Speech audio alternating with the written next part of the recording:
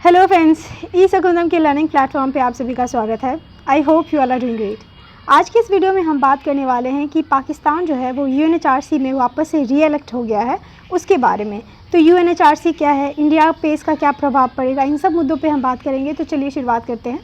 पाकिस्तान जो है currently UNHRC का मेंबर है सिंस जनवरी 1, 2018 और ये दोबारा से री इलेक्ट हो गया है ताकि इसका जो अगला जो 3 साल का जो टर्म है जो शुरू होने वाला है 1 जनवरी 2021 से, उसके लिए दोबारा से री इलेक्ट हो गया है। तो UNHRC जो है वो 47 नेशंस कंट्री का काउंसिल है, जो 47 कंट्रीज़ है वहाँ पे, जिसमें 15 कंट्रीज़ के लिए इलेक्शन हुई थी, जिसमें से एक पाकिस्तान भी वहाँ पे इलेक्ट हुआ है। रशिया और क्यूबा जो है वो बिना किसी अपोजिशन के इलेक्ट हुए हैं।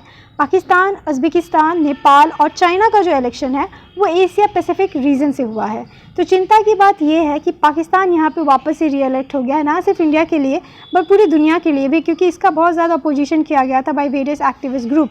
क्योंकि पाकिस्तान में जो ह्यूमन राइट्स के रिकॉर्ड हैं वो सबके सामने हैं, भले ही कंट्रीज़ उसको अनदेखा करना चाहें, but it's crying very loud. चाहे वो फोर्स कन्वर्जन्स हो या फिर माइनॉरिटी पे ऑपरेशन हो या फिर मंदिरों का टूटना हो या फिर वो इश्निदा कानून के तहत लोगों पे अत्याचार करना हो, लिस्ट इज़ जस्ट अनएंडिंग। और उसके बाद गिल्टेड बाल्टिस्तान में जो ह्यूमन राइट वायलेशंस हो रहे हैं वो सबके सामने हैं। इसके बावजूद पाकिस्तान का UNHRC में इलेक्ट होना is like a big slap to all the people जो कहते हैं कि हमें ह्यूमन राइट्स की चिंता है।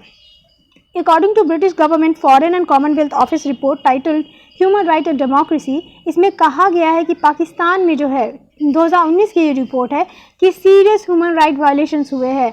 फ्रीडम ऑफ एक्सप्रेशन जैसी कोई चीज़ है ही नहीं, ओपन डिस्क्रिमिनेशन होता है against the minority. Despite all the reports, despite all the opposition, Pakistan वापस से री इलेक्ट हो गया है। तो ये है न्यूज़। अब हम बात करते हैं कि री इलेक्शन तो हो गया है, तो इसको लेकर कंसर्न क्या है। ना सिर्फ पाकिस्तान बल्कि अगर यहाँ पे हम बात करें क्यूबा की, रशिया की, चाइना की, ये लोग भी ह्यूमन राइट वायलेटर्स हैं। वो भी अगर चाइना को ले ले तो he is just master of all. चाहे वो उग्यूर्स हो गया हो या फिर री एजुकेशन कैंप हो या फिर स्टेट सैंक्शंस रेप हो या फिर वापस से अभी रिसेंटली न्यूज़ आया था कि जितने भी मुस्लिम्स हैं Uyghur, they are not even allowed to go to the Mecca. तो इस तरह का जो ह्यूमन राइट वायलेशन जो चाइना में होता है ओपनली होता है, चाइना का चुन के आना। फिर अगर हम रशिया की बात करें तो नॉव एजेंट के थ्रू अपने ओपोजिशन लीडर को मरवाना, जो भी प्रोटेस्टर्स होते हैं उनको साइलेंस करना, और वो भी रशिया बिना किसी अपोजिशन के वहाँ पे इलेक्ट हो गया है। क्यूबा, यहाँ पे डिटेन कर लिया जाता है बिना कुछ बताए, बहुत ही ज़्यादा ह्यूमन राइट वायलेशंस है। तो ऐसे ऐसे कंट्री अगर ह्यूमन राइट काउंसिल में आते हैं तो ये बहुत ही चिंता का विषय है।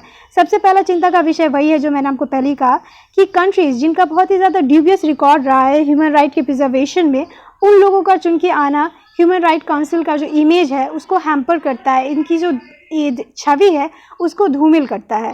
कि जब जो काउंसिल का निर्माण इसलिए हुआ है ताकि वो ह्यूमन राइट के प्रोटेक्शन करे, अगर वहाँ पे ऐसी कंट्रीज चुन के आ रहे हैं जो खुद उसका वायलेशन करते हैं, तो किस तरह की छवि आप प्रस्तुत करना चाहते हैं। दूसरी बात ये है कि जो इलेक्शंस हुए हैं वो बहुत ही ज़्यादा नॉन कम्पिटिटिव हुए हैं। मैंने आपको कहा रशिया और क्यूबा को कोई अपोजिशन ही नहीं था, मतलब 15 सीट्स हैं आपके लिए, वहाँ पे कोई फाइट ही नहीं है। देशों के बीच में पहले से सहमति है कि अच्छा आप लड़ लो, आप वो सीट ले लो। तो ये जो इलेक्शंस हुए हैं वो बहुत ही ज़्यादा नॉन कम्पिटिटिव हुए हैं, कोई अपोजिशन नहीं रहा है। अगर मैं आपको एग्जांपल देना चाहूँ तो जैसे कि ईस्टर्न यूरोपियन ग्रुप है, वहाँ पे 2 सीट अवेलेबल थे, 2 कंट्री ने नॉमिनेट किया और दोनों कंट्री चुन गए। एशिया पैसिफिक की सीट है, वहाँ पे 15 कंट्रीज़ का जो है वो इलेक्शन होना था आउट ऑफ द 47 मेंबर्स। तो वहाँ पे ऑलरेडी सब लोगों ने डिसाइड कर लिया था कि अच्छा आप इस बारी ये सीट ले लो, तो कोई अपोजिशन नहीं था। तो ह्यूमन राइट काउंसिल एक इम्पॉर्टेंट ऑर्गेनाइजेशन है UN का। अगर यहाँ पे बिना किसी कंपटीशन के इलेक्शंस हो रहे हैं तो ये बता रहा है कि किस तरह से बैक चैनल के थ्रू सब चीज़ पहले से सेट हो रखा है। तीसरी चीज़ ये है कि यहाँ पे जो वोटिंग होती है वो सीक्रेट बैलेट के थ्रू होती है।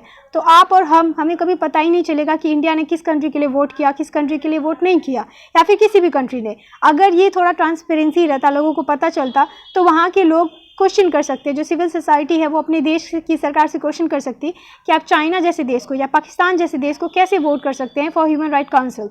तो यहाँ पे सब चीज़ सीक्रेटली होता है, तो मैनिपुलेशन के भी चांसेस होते हैं। जैसे कि चाइना, बहुत ज़्यादा चांसेस है कि जितनी कंट्री ने इनको वोट दिया है सबके सब बिकॉज चाइना के पास डीप पॉकेट है मैनिपुलेशन के थ्रू। तो ये जो सीक्रेट नेचर है वोटिंग का, ये भी एक कंसर्न का रीज़न है। ह्यूमन राइट काउंसिल, इसका काम ये है कि ये ह्यूमन राइट है उसको प्रोटेक्ट करना, पर ये कर क्या रहा है, ह्यूमन राइट जो वायलेटर्स हैं वो इसके मेंबर बन रहे हैं। और जितने भी क्राइम्स हो रहे हैं उसको कारपेट के अंदर छुपा दिया जा रहा है। एक और चीज़ है कि ह्यूमन राइट काउंसिल का अगर आप रिकॉर्ड देखेंगे तो जितने रेजोल्यूशन इजराइल के खिलाफ पास हुए हैं उतने अगर हम कंबाइन भी कर दें तो बाकी किसी देश के खिलाफ पास नहीं हुए हैं। ऑब्सेशन विद इजराइल ये एक पॉलिटिक्स का बॉडी बन गया है जहाँ पे अपने अपने हित साधने के लिए लोग करते हैं, और यही कंसर्न का कारण भी है इंडिया के लिए, क्योंकि पाकिस्तान यहाँ से वापस से रीइलेक्ट हो गया तो फिर से ये कश्मीर में जेनोसाइड हो रहा है, दिल्ली में पोग्राम हो रहा है, इस तरह की ये चीज़ें करेंगे इंडिया के खिलाफ। तो इस प्लेटफॉर्म का यूज़ जो है वो ह्यूमन राइट के प्रोटेक्शन के लिए नहीं होता है, अपने क्राइम को छुपाने, दूसरी कंट्री को पोलिटिसाइज करने के लिए, उसको कंडेम करने के लिए किया जाता है। एक और व्यू है इसका कि अगर आप देखना चाहें तो एक पॉजिटिव चीज़ ये है कि वो कहते थे ना हम लोगों को स्कूल में कि जो क्लास का सबसे बदमाश लड़का है उसको मॉनिटर बना दो तो वो सही हो जाता है। कुछ इसी तरह से यहाँ पे कहा गया है कि अगर आप वॉयलेटर्स को इसका मेंबर बना रहे हो तो अगर वो अपनी कंट्री में कुछ वायलेशन कर रहे हैं ह्यूमन राइट का तो वो लाइमलाइट में आएंगे and they will be forced to undo it. पर ऐसा होता थोड़ी है।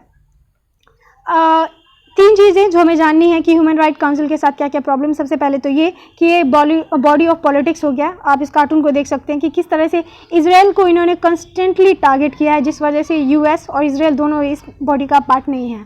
यहाँ पे जो क्राइम्स होते हैं ह्यूमन राइट वायलेशंस के उसको वाइट वॉश किया जाता है एंड जो वायलेटर्स हैं ह्यूमन राइट के उनको ही यहाँ पे प्रोटेक्टर बना के रखा हुआ है। तो ये बहुत बड़ा प्रॉब्लम है यूएनएचआरसी के साथ।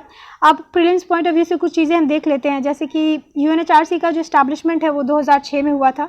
हेडक्वार्टर जिनेवा स्विट्ज़रलैंड में है। एम है कि ह्यूमन राइट का प्रोटेक्शन करना पूरी दुनिया में, एज वेल एज अगर कहीं पे ह्यूमन राइट का वायलेशन हुआ है तो उसको इन्वेस्टिगेट करना, उसकी जाँच पड़ताल करना। 47 मेम्बर्स हैं, 3 साल का टर्म होता है और 5 ग्रुप है जहाँ से यहाँ पे इलेक्शन होता है। तो अगर किसी भी कंट्री को इसका मेंबर बनना है तो कम से कम 191 कंट्रीज़ में से 96 वोट एटलीस्ट आपको होने चाहिए।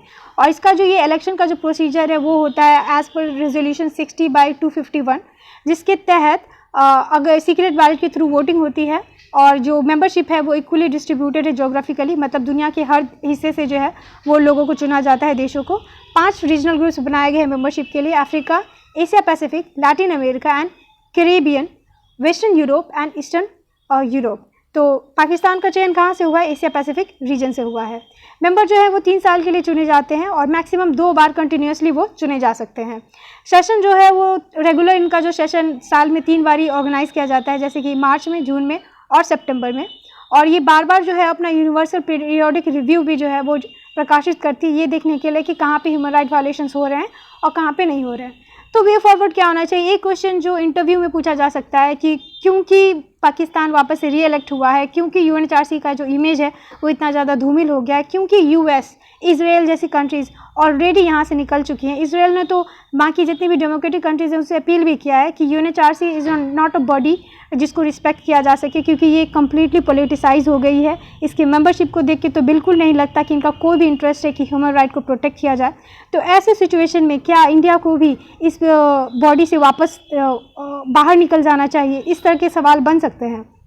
तो देखिए, सिंपल सा ये है कि यूएसए यूएनएचआरसी से 2018 में निकल गया था, ये कहते हुए कि ये बहुत ही ज़्यादा इनइफेक्टिव है और बायस है, यानी कि ये पक्षपात करता है। तो इंडिया के लिए टेस्टिंग टाइम तो है, डेफिनेटली है कि पाकिस्तान वापस से रीइलेक्ट हो गया, वापस ही अपना प्रोपेगेंडा शुरू करेगा, कश्मीर में ह्यूमन राइट के वायलेशंस हो रहे हैं। बट इंडिया का जो हमेशा से स्टैंड रहा है कि हम जितने भी इंटरनेशनल इंस्टीट्यूशंस हैं उसको रिस्पेक्ट करते आए हमेशा से ही। तो इंडिया तो किसी भी बॉडी से नहीं निकलने वाला, जैसे अगर इंडिया के कन्वेंशनल स्टैंड को हम देखें तो, और साथ ही साथ किसी भी बॉडी से निकलने से बेहतर है कि आप उसमें रह के उसमें सुधार लाने का प्रयास करें। आपके जो भी कंसर्न्स है आप उसको वहाँ पे रेज़ करें। अगर आप यूएनएचआरसी में है ही नहीं तो आप वहाँ पे जो प्रॉब्लम्स है उसको आप उठाएंगे कैसे? तो आप सिस्टम के अंदर रह के ही सिस्टम में कुछ बदलाव ला सकते हैं, ऐसा कुछ हम कह सकते हैं जब इस तरह के सवाल आएँ। और एक और चीज़ है जो बहुत ही रैशनल चीज़ है, वो ये कि यहाँ का जो वोटिंग सिस्टम है, जो इलेक्शन होता है, जो सीक्रेट बैलेट के थ्रू जो इलेक्शन होता है, किसी को पता ही नहीं चलता किसने किसके लिए वोट किया। तो ये जो वोटिंग सिस्टम है इसको हम ट्रांसपेरेंट बना के कुछ बदलाव लाने का प्रयास कर सकते हैं। तो friends, this was end of this video. I hope you find this video informative. Video कैसा लगा कमेंट में लिख के ज़रूर बताएं। चैनल को सब्सक्राइब करें, वीडियो को लाइक करें, ज़्यादा से ज़्यादा शेयर करें। Happy learning.